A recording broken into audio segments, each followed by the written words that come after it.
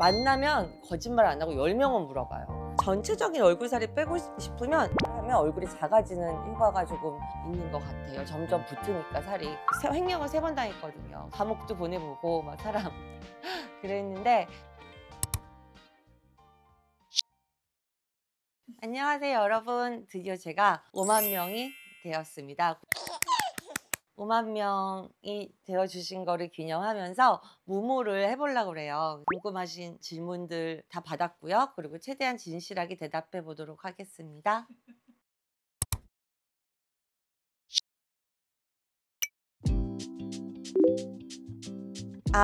저는 어렸을 때는 161이었는데 지금 줄었어요. 160이라고 하는데 159.8인가 뭐 그렇고, 그리고 몸무게는 46, 7, 8 왔다 갔다 해요. 네.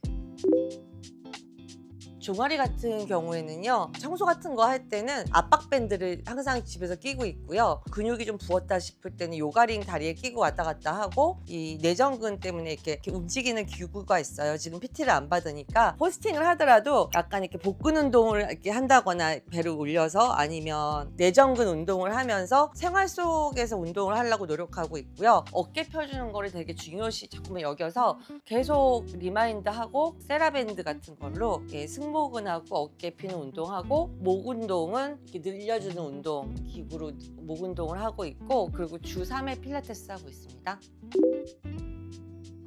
저는 오늘 저녁에도 크랩 52라는 뷔페 식당을 가요. 그래서 우선 하루 종일 그런 날은 굶어요. 어저께도 단백질 쉐이크 한 먹었고요. 그리고 많이 먹었다 싶을 때는 망했네 이러고 그냥 가는 게 아니라 그냥 무조건 굶어요 다음날. 그러면 되는 거예요. 하루 망했다고 뭐 억장이 무너지고 이런 사람들이 있잖아요. 그러지 말고 그냥 그 다음날부터 또 하루 굶으면 되는 거예요. 간헐적 단식을 꾸준히 하는 건 아니지만 간헐적 단식을 하는 거죠. 생활 속에서. 역시 기본의 기본이라고 오메가3 좋은 거 먹는 게 제일 좀 효과가 좋았고요. 비타민 E나 달맞이유, 종자유 같은 거랑 모두케어하고 피크노제롤도 같이 먹는 게 좀 괜찮았더라고요. 얼굴 살 빠짐 좋은 시술은 턱선에는 인모드 하시면 턱 라인이 뾰족하게 되고요. 전체적인 얼굴살이 빼고 싶으면 저는 울세라가 한국에 런칭했을 때부터 지금까지 매년 1년에 1회 이상을 울세라를 했는데, 울세라를 하면 얼굴이 작아지는 효과가 조금 있는 것 같아요. 점점 붙으니까 살이, 근육이 작아져가지고. 그리고 가장 빨리 얼굴을 작게 하고 싶으면 경락 마사지, 일시적이지만 경락 마사지 추천드리고요. 그리고 또 악건성이시잖아요. 악건성일 것 같은 경우에는 이 피부 안에다가 깊숙이 넣어주는 게 중요하기 때문에, 최근에는 스피큘이라고 따끔따끔한 해면에서 추출한 그런 핀으로 만든, 옛날 MTS로 넣어줬잖아요. 그거를 바르기만 하면 되는 그런 화장품 라인들이 있어요. 그래서 스피큘 라인도 잘 고르면 안 아프고, 또 그 스피큘 자체에 PDRN이라든가 뭐 여러 가지 좋은 영양제를 채운 그런 화장품들이 있는데, 그런 화장품을 부르고 꼭꼭 눌러주면 이 겉에서 맴돌지 않고 이 안으로 들어가거든요. 그래서 그 안으로 들어가게 하는 그런 화장품들을 써주시면 굉장히 좋고요. 히알루론산 먹어주는 게 우스운 것 같은데 효과가 굉장히 좋아서 저는 히알루론산도 열심히 먹고 있어요. 거상이 1년에 한 번만 할 수 있다는 거는 괴담이고요. 근데 구레나룻은 확실히 없어지긴 해요. 여러 번 하면 구레나룻은 없어지는데, 저 같은 경우는 절개를 하지 않고 호치키스로 이렇게 찍어주는 엔도타인 거상이라는 걸 해서 이마가 넓어졌어요. 근데 이마가 넓은 친구들은 계속 이렇게 이마가 넓어지니까 엔도타인 거상을 계속 할 수는 없고 절개 거상을 아마 하겠죠. 근데 그런 경우에는 사람 따라 다르지만 3번 정도까지 가능하다고 생각이 들었어요. 한 번은 아니에요. 경험 공부했으면 나는 1등 했을 것 같아. 떼보자. 그냥 저는 아무 뽀찌를 먹는 것도 아니고 그냥 다 예뻐졌으면 하는 마음에서, 저는 여기저기 다 가보니까 지금 벌써 7군데 다니거든요. 5군데 넘어서. 새로 기계가 여기로 들어오면 일로 가고, 또 친구들이 잘 된 친구들이 있으면 쫓아서 거기도 가고, 이런 식이라서 제가 해보고 제일 좋은 병원 추천드리니까 DM 주세요. 저 자라나 망고 엄청 좋아해요. 자라에서 200만 원어치 사고 막 그런 스타일인데, 지금 장바구니에 담아놓은 거는 자라에서 그 중국인하고 콜라보했던 거 추가로 조금 더 구매해서 담아놨고요. 애나더 스토리는 록산다랑 콜라보를 했어요. 그래서 록산다의 예쁜 원피스가, 파란 원피스가 있어요. 그래서 그것도 사고, 나머지 또 오렌지 스커트랑 그걸 살까 말까 장바구니 담아놨고요. 조금 더 있으면 자라랑 이자벨마랑이 또 콜라보를 하거든요. 그런 것도 기다리고 있어요. 자라도 너무너무 예쁘지만 그런 스페셜한 콜라보 라인을 노려보시는 것도 굉장히 소장 가치가 있어서 추천드립니다. 유행을 절대 안 탄다 하는 명품이라는 건요, 값어치의 명품이라는 걸 두지 않았을 때 나에게 진짜 예쁜 핏의 리바이스 501 같은 거 있죠. 티셔츠 중에서도 되게 이렇게 네크가 예쁜 뭐 제임스 펄스라든가 좋은 면 티셔츠, 잘 입을 거를 좀 깨끗하고 좋은 걸로 갖춰놓고, 그리고 나서 이제 기본 명품들로 가는 게 좋을 것 같은데, 뭐 물론 누구나 다 샤넬 클래식 백이요 이렇게 얘기를 할 것 같은데, 얼마 전에 샤넬을 갔는데 다 1,800만 원 막 이런 거예요. 너무 비싼 거예요. 그래서 과연 이게 이런 가치가 있느냐 싶기도 하고요. 저라면 첫 명품은 백이 아니라 시계로 시작할 것 같아요. 샤넬의 시계 같은 경우에 굉장히 예쁜 까만 이런 보이프렌드 어쩌고 하는 시계 같은 경우에는 800만 원이면 사기도 하고 그러거든요. 그래서 저라면 감가상각이 떨어지지 않는 시계로 첫 명품을 구입할 것 같습니다. 평소에 그냥 브러셔하고 리브를 자연스럽게 지금처럼 바르시기에는 시미 헤이즈의 번이 있는데, 시미 헤이즈 그거는 브러셔도 쓸 수가 있고 립도 쓸 수가 있어요. 대부분이 다 그렇지만. 그리고 레드 립으로 포인트를 줄 때는 거의 브러셔를 안 하고 그냥 맨 얼굴에 레드 립으로 포인트를 주는데, 프라다의 R129라는 게 만나면 거짓말 안 하고 10명은 물어봐요. 오늘 메이크업 선생님한테도 말씀드렸는데, 옛날에 막 루시류가 뭐 루비우가 있었고, 그리고 디올의 999가 있었고 그랬다면, 지금은 샤넬의 R129가 제일 예쁜 레드인 것 같고요. 그리고 내추럴은 시미 헤이즈 좋아하고요. 예. 그렇죠. 어떤 옷을 고를 때 이 옷을 어떻게 입어야지 하고 고민이 되는 게 아니라, 브라우스를 샀을 때 그 청바지에도 예쁘겠고 그 치마에도 예쁘겠고 그거에도 예쁘겠고, 그렇게 딱 봤을 때 내가 갖고 있는 옷 3가지 이상하고 떠오르면 사세요. 그 옷을 또 맞추기 위해서 이거 너무너무 예쁜데 이걸 어떻게 입어야 될까? 라고 하면 옷을 또 사거나 실패할 확률이 크거든요. 그래서 적어도 내가 가지고 있는 3가지 이상의 옷하고 찰떡궁합인 거를 고르면 실패할 확률이 적고 돈도 아낄 수 있습니다.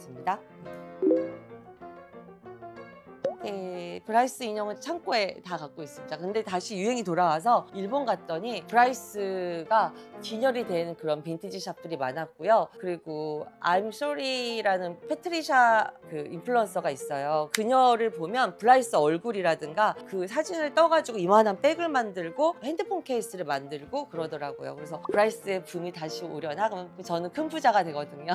그래서 붐이 돌아오기를 기도하고 있습니다. 네, 차를 한 그래도 10 몇 종을 탔었는데요. 제일 좋았던 차는 테슬라가 제일 좋았어요. 저는 고관절이 좀 아파요. 그래가지고 테슬라가 낮거든요. 그래서 낮을 때 그게 너무 아파가지고 SUV로 바꿨는데, 저는 지금도 마음속에서 어떤 차가 1등이야? 그러면 가성비 테슬라. 제일 짧게 탄 건 박스터 6개월. 왜냐하면 딜러한테 속아서 박스터를 제가 받기 전에 신상 박스터가 나왔기 때문에, 제가 박스터를 탔을 때는 이미 제 박스터는 구형이 된 거예요. 기분이 너무 나쁘고 그래가지고 팔아버렸어요. 가죽 관리용품은 여러 개 갖고 있는데, 민트 크림이라는 게 있어요. 가죽 제품은 그걸로 많이 닦아주고요. 구두에 있던 종이 같은 거 아니면 천연 소재 같은 걸로 모양을 조금 잡아주고 있고요. 그리고 절대로 에나멜은 이염이 너무 잘 되기 때문에 백을 놓을 때도 컬러 백들 옆에는 천으로 된 백을 놓거나 놓지, 연한 에나멜 백 옆에 검은 백을 놓는다던가 이런 이염 같은 거 되지 않게 관리하고요. 그리고 저는 방습제도 다 넣어놔요. 네. 저는 그냥 원장님한테 맡기는 스타일이고, 여름은 좀 길게, 겨울에는 옷이 높아지니까 좀 짧게, 그렇게 하는 편이고요. 저는 뭔가 정갈하게 쫙 세팅된 걸 못 참아하는 스타일이라서 이렇게 하나라도 삐뚤게 나야지 마음이 편해지고 이래가지고, 항상 왜 머리가 이렇게 삐져나와 있죠? 이런 식으로 물어보는데, 이거는 제 스타일링입니다.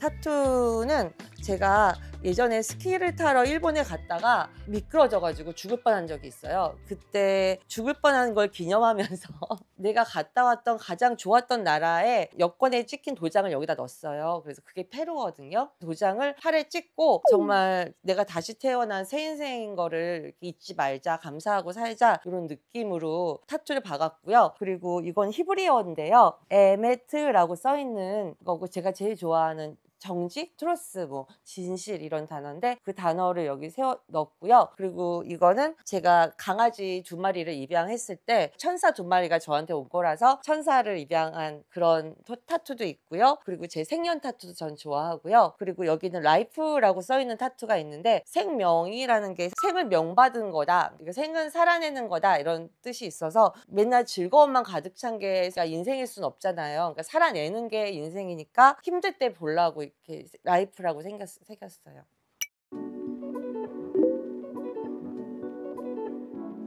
저는 아직도 막 모르는 작가도 많고 막 이게 돈이 된다고 그래서 사거나 그런 적은 한 번도 없는 것 같고 제가 데려올 그림들은 오픈런을 해도 사기 힘든 작품이 어떻게 남아있다던가 운명처럼 사게 될 작품은 사게 되더라고요. 그래서 저는 마음이 닿는 곳으로 가는 스타일이라서 만약에 그림 투자를 원하신다면 저처럼 하시면 안 돼요.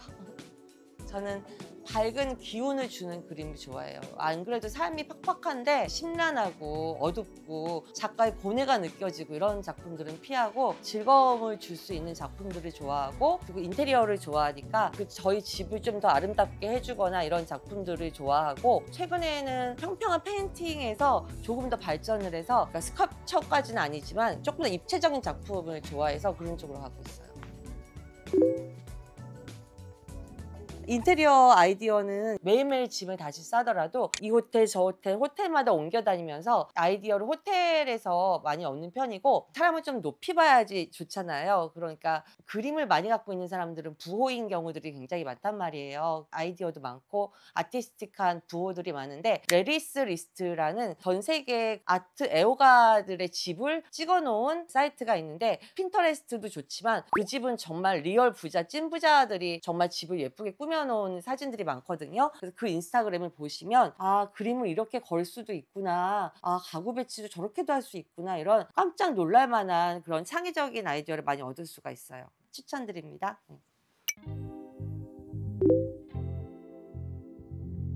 비혼주의자라고 아예 찍어놓은 건 아니지만 저는 아기 생각이 없기 때문에 아기 생각이 없다면 결혼을 할 필요가 없는 거고 연애를 좋아하니까 법적으로 엮이는 것도 싫고 그래서 결혼이 별로 하고 싶지 않고요. 그리고 진짜 싫어하는 스타일은 게으르고 허세 떠는 거를 제일 싫어해요. 게으른 사람이 안 맞고 그리고 허세 떠는 사람들은 남들한테 막 하거나 막 그럴까 봐 마음이 너무 두근두근해가지고 허세 떨고 건방진 사람 있죠. 예, 그런 거 되게 싫어하는 것 같아요. 우선순위 얼굴 봅니다. 예, 얼빠예요. 그러니까 외모를 봐요. 외모와 매력. 그리고 최고 좋은 스위트룸을 잡아줘도 싫은 남자가 있는가 하면 저수지 앞에 그냥 폴더 의자 2개 깔아놓고 그냥 낄낄거려도 되는 너무 재밌는 사람이 있잖아요. 그래서 티키타카 잘 맞는 남자. 예. 이렇게 사깁시다 이런 거는 아니었지만 먼저 찍은 건 저고요. 사귀도록 말이 나오도록 한 건 그쪽인 것 같아요. 제가 꼬셨죠. 있죠. 예. 남자친구는 제가 대학교 1학년 때 태어났으니까 태어났을 때부터 저는 흑백 TV에 태어났는데 남자친구는 이미 핸드폰이 있던 시절에 태어났고 삐삐도 모르고 그런 게 되게 신기해서 제가 그때 얘기한 게 폭삭 소가수다를 보는데 60년대가 나오는데 남친이 저한테 계속 초가집 나오고 막 이러는데 저거 자기 때야? 막 계속 그래가지고 그때 진짜 야 이게 나를 뭘로 보는 거야 이런 생각을 한번 한 적은 있는데 사실 세대 차이를 못 느껴요. 세대 차이 느끼면 사귈 수가 없죠. 네. 나이 차이가 나니까 반말 쓰는 순간 페륜 느낌으로 갈 수가 있어서 서로 존댓말을 많이 써주는 편입니다. 네.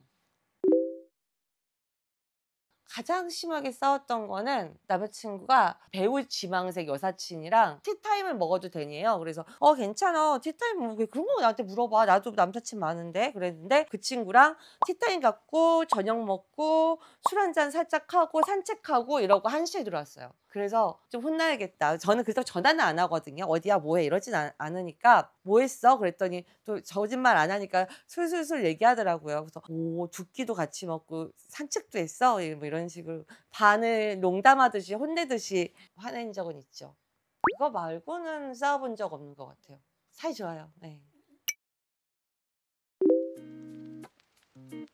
패션 쪽으로 가정관리학과 쪽으로 해서 유학을 가려고 그쪽을 썼었는데 일지망이 떨어지고 그래도 혹시 일본을 좋아하니까 일어일문학과를 썼는데 일어일문학과가 된 거예요. 그래가지고 일본에서 이제 패션 전문학교를 가려고 그때 일본에 잠깐 공부를 했었고요. 그리고서는 또 한국에서 FIK라고 또 패션 학교를 다녔어요. FIT를 유학 가려고. 그러다가 재봉틀을 열심히 해야 될 시기에 뭐 다리가 부러지고 뭐 이런 식으로 악재가 겹쳐가지고 FIT도 못 가고 그리고서는 원단 회사를 아버지 쪽으로 들어가가지고 원단 회사를 다니다가 이것도 못해 먹겠다 이러고서는 또 뛰쳐나와서 엄마가 주얼리 디자이너가 되면 어떻겠니? 너 센스가 있으니까. 그래서 GIA라는 미국 학교에서 또 보석 감정사를 따고 공부를 하던 와중에 2002년에 싸이월드 스타가 된 거예요. 그래가지고 그때 예쁜 쇼핑몰이 없었고 유명인이 하는 쇼핑몰이 없었는데 그래서 쇼핑몰을 오픈하게 됐는데 그때부터 대박이 나서 2004년에 오픈해서 지금까지 21년 동안 하고 있는 거긴 한데 첫 번째 사업은 아니고요. 첫 번째 사업은 99년도에 미국에서 파시미나라는 거를 대유행했던 적이 있어요. 그거를 다 하고 있길래 한국에 들어와서 제가 오다쿠 같은 기질이 있어가지고 막 서칭을 열심히 해가지고 네팔 카트만두에 있는 공장들을 찾아내서 지금의 갤러리아 명품관에 들어가서 한 달에 1억씩 벌었던 게 99년 첫 사업이고 그 다음에 싸이월드 때는 그 브라이스 인형을 모았는데 브라이스 인형의 비싸기 때문에 그 인형을 사는 사람들은 직장인 이상이에요 거의. 그리고 그 비싼 옷을 입힌단 말이에요. 그래서 그 옷을 수입해가지고 홍콩에서 팔았던 게 온라인 사업의 두 번째 그리고 이번 사업이 세 번째. 네, 난관은 많이 헤쳤죠. 횡령을 3번 당했거든요. 감옥도 보내보고 막 사람 그랬는데 힘들 때 버티게 해준 두 마디는 그냥 이것도 곧 지나갈 일이고 나는 된다. 종교적인 거라기보다는 하늘이 사랑하는 사람이라서 더 크게 당할 걸 이 정도를 생각했다라고 생각이 들면 그냥 내가 되게 럭키한 사람처럼 느껴져요. 그래서 나는 왜 이럴까? 그런 생각에 빠지게 되면 그 악재를 극복할 힘이 빠져버리거든요. 힘을 내야 되니까 그렇게 생각 자체를 조금 더 내가 럭키해서 이 정도만 당한 게 어디냐라고 해서 그 악재를 넘기시길 바랍니다. 엄청 못해요. 네. 마이너스 손이라서 제가 손대는 주식은 다 내리고 작전주 했다가도 망해보고 그래서 지금은 미국 주식 조금 하고요. 되게 보수적으로 적금 같은 거 조금씩 넣고 있고요. 그리고 그림 재테크가 저에게는 쇼핑의 즐거움과 심미적인 아름다움도 주면서 그리고 재테크했다는 그런 마음의 그런 여유도 주기 때문에 아트 재테크를 하는 편이라고 해요. 인간관계는 인맥을 정리하는 게 인간관계지 더 쌓아가는 게 인간관계라고 생각하지 않고요. 너무 좋게 보일 수 있는데 인생은 어차피 혼자다라는 걸 항상 명심해요. 이 외로움이 친구가 있으면 없어지거나 남편이 있으면 없어지거나 자식이 있다고 없어지지 않는 거를 저는 알거든요. 그래서 그 외로움을 막 꼭 누구를 통해 없애려 하지 않고 외로움도 즐기고 그렇게 지내다 보면 인간관계에 그렇게 연연하지 않게 돼요. 예. 누가 옷을 좀 잘 입네 이런 식으로 생각해 본 적은 있고 진지하게 어떤 연상의 누군가가 저의 롤모델이 된 적은 없는 것 같아요. 제 롤모델은 저예요. 예. 좀 올바르게 잘 살아서 제가 어떤 사람한테 롤모델이 되고 싶고 제 롤모델은 저라서 열심히 사는 것 같아요. 저는 인생 100세라지만 막 골룸처럼 돼가지고 걷지도 못하고 휠체어 생활하면서 100살까지 살고 싶진 않아요. 건강할 때까지만 딱 살고 싶고 근데 제가 가끔 술도 많이 먹기도 하고 그럴 때가 객사를 할 가능성이 있기 때문에 우선은 핸드폰에 3명을 지정해놨어요. 남동생, 제일 친한 언니, 제일 친한 친구 이렇게 3명을 지정해놨고요. 그랬을 때 누가 와서 짐 정리하다가 이런 상태의 집이라면 내가 죽은 다음에 욕 좀 먹겠는걸 이러고 죽음을 준비할 때는 대청소할 때 30대로 돌아가신다면 난자를 무조건 얼리고 싶습니다. 제가 그 시기에는 난자를 얼린다는 개념도 없었고 꼭 아기를 낳자라서가 아니라 차를 크게 교통사고 내려고 보험을 들진 않잖아요. 그러니까 그런 임신 공격이 들어온다던가 여러 가지로 막 그랬을 때 얼려놨거든요. 그러니까 이런 식으로 내가 좀 당당해질 수 있고 내 건강한 남자가 얼려 있으니까 내 자신이 조급해져서 이상한 남자를 만날 확률도 줄어들고 그런 여러 가지 조급함에서 벗어나서 마음의 여유가 있더라고요, 사람들이. 그래서 난자 얼려놓기 추천드립니다. 운동을 일찍 시작하자.